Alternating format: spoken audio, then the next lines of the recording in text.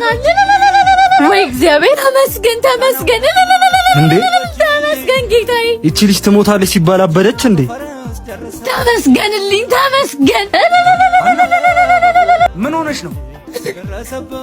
ዳንኩኝ እኮ ዳጊዬ፣ ከካንሰር ነፃ ነሽ ተባልኩ። ለመሞት አንድ ሳምንት እንደቀራት ነግሮ አሳብዷት።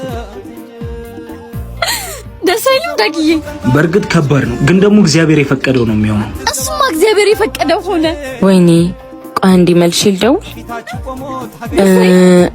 ሃኒ ዚዙ እንዴት ነሽ? ሃኒ ደህና ነሽ? ደህና ነኝ ዚዙዬ፣ ዛሬ በጣም ደህና ነኝ።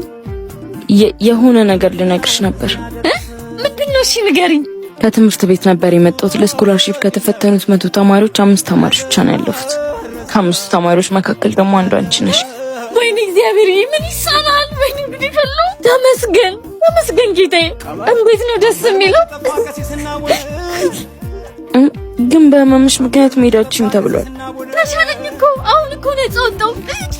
እስካላመናችሁኝ ያው አያችሁ፣ ያው መቀድኛለሁ። ቆይ እንዴት ከካንሰር ነፃ ነሽ እኮ ነው የሚለው። ቆይ እንዴት ልትሞቺ ትንሽ ቀን ይቀርሻል ተባለ ነበር። ግን ሰሜን ሸዋ የምትገኘውን ኪዳነ ምህረት ሄጄ ለመንኩ። ውጤቱን ከማየቴ በፊት ሄጄ ተስዬ መጣሁ። እሷም አላሳፈረችኝም። ይሄ ሁሉ ነገር እናስተካከለችልኝ። የምርሽን ነው? አዎ። ወይኔ ይሄ የምታዩት ስለተሰሚ የሆነችው የእናታችን የቅድስት ኪዳነ ምህረት ቤት ነው። የኪዳነ ምህረት ወዳጅ የሆናችሁ በሙሉ መጪው ክረምት ስለሆነ አስራት በኩራታችንን ገጠር በምትገኘው ቤተክርስቲያን በማስገባት የፈረሰውን ቤተ መቅደሷን እናሰራ።